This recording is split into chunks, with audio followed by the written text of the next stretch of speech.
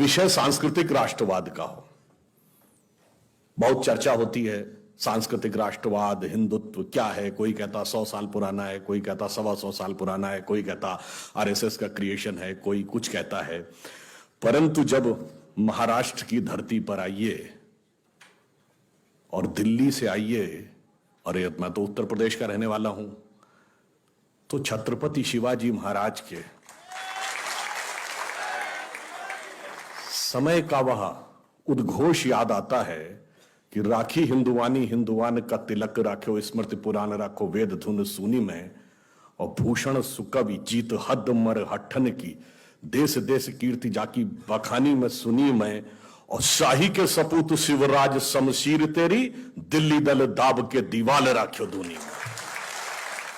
यानी जिन्होंने अपनी तलवार के दम पर दिल्ली को दबाकर मुगल काल में उससे दुगना अपना स्तर बना के रखा था, उस धरती पर आकर आपको एक अलग आनंद की अनुभूति होती है।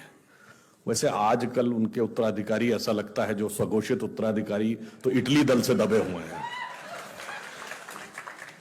फिर अब जब यहां पर आप आते हैं तो मैं उन सारे महान मार्क्स के मानस पुत्रों को बताना चाहता हूं, ये तो 400 साल पहले लिखा गया।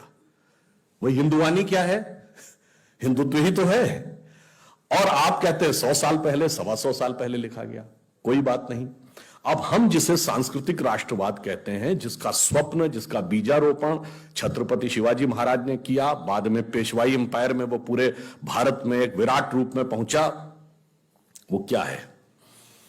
आप इसके दो प्रकार के व्याप समझिए। देखिए, मैं विज्ञान का विद्यार्थी हूं, तो कहा जाता है कि किसी भी स्थिति का जो निर्धारण है वो दो तरीके से होता है। एक होता है स्पेस में। 20वीं शताब्दी तक माना जाता था किसी भी चीज का निर्धारण स्पेस में किया जा सकता है। स्पेस मतलब जिस जगह में। फिर आइंस्टीन ने उसमें एक दूसरा डायमेंशन ऐड किया, स्पेस के XYZ के अलावा चौथा डायमेंशन टाइम। तो क्योंकि उसने कहा कि ये जो यूनिवर्स है ये खाली स्पेस नहीं है, टाइम एंड स्पेस फॉर्म है, जिसमें स्पेस भी है, टाइम भी है। तो जरा आप देखिए कि जिसको हम अपना सांस्कृतिक, जिसको हम अपना राष्ट्रवाद कहते हैं, उसका स्पेस में व्याप क्या है और टाइम में व्याप क्या है। अभी आप सब ने हमको यहां की अधिष्ठात्री देवी महाटा देवी जी का चित्र, उनकी मूर्ति मिली। आप सभी जब इनके मंदिर में जाते होंगे और श्रद्धा से देवी जी के चरणों में अपना मस्तक झुकाते होंगे, तो मस्तक से वह श्रद्धा कहां कहां तक जुड़ती है? वो उत्तर में वैष्णो देवी से जुड़ती है, पूर्व में कामाख्या और त्रिपुर सुंदरी, त्रिपुरा और आसाम से जुड़ती है, दक्षिण में कन्याकुमारी से जुड़ती है, मध्य में विंध्याचल से जुड़ती है, पश्चिम में तो आप हैं ही, मुंबा देवी से भी जुड़ती है, और इतना ही नहीं, वो ढाका की ढाकेश्वरी से भी जुड़ती है, और बलूचिस्तान की हिंगलाज माता से भी जुड़ती है। यानी राजनीतिक दृष्टि से कोई भी क्षेत्र हमारा कहीं भी चला गया हो, जिस समय हम किसी भी श्रद्धा के सांस्कृतिक प्रतिमान पर या श्रद्धा के सांस्कृतिक दैवीय प्रतिमान पर अपनी श्रद्धा झुकाते हैं, तो उस सब पूरे व्याप में हमारा श्रद्धा का केंद्र जुड़ जाता है। और इतना ही नहीं जुड़ता है। अभी आपने देखा होगा, प्रधानमंत्री जी टोक्यो में थे तो उन्होंने एक बात बोली थी, जापान में एक देवी है जिनको कहा जाता बैजिंटीन। वो देवी किसकी है? Goddess of wisdom. उनका आसन क्या है? लोटस। हाथ में क्या है? वीणा। अब कुछ कहने की आवश्यकता है कि वो किसकी प्रतीक है? यह मेरा अनुमान है, शायद बैजेंटीन शब्द वीणा वादनी का ही अपभ्रंश हो। यह तो हुआ सुदूर पूर्व में।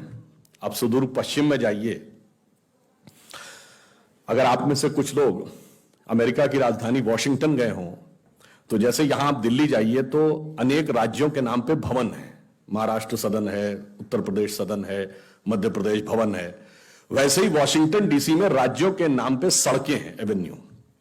तो मैसाचुसेट्स एवेन्यू पे इंडोनेशिया की एम्बेसी है। इंडोनेशिया क्या है? दुनिया का सबसे बड़ा मुस्लिम देश। और उसकी एम्बेसी के बाहर जाके देखिएगा, 12 फुट की मां सरस्वती की प्रतिमा लगी हुई है, उसके नीचे 3 बच्चे बैठे पढ़ते दिख रहे हैं और वो कहते हैं कि ये मेरे कल्चर का प्रतीक है। अब आप सोचिए, यहां बैठकर आपने देवी जी के आगे श्रद्धा से सर झुकाया और विश्व के पूरे व्याप तक जाकर आपकी चेतना एकाकार हो जाती है। यह है हमारे सांस्कृतिक राष्ट्रवाद का व्याप। परंतु इसे समझने के लिए विराट बुद्धि चाहिए, सूक्ष्म बुद्धि, बहुत ही क्षुद्र बुद्धि नहीं चाहिए।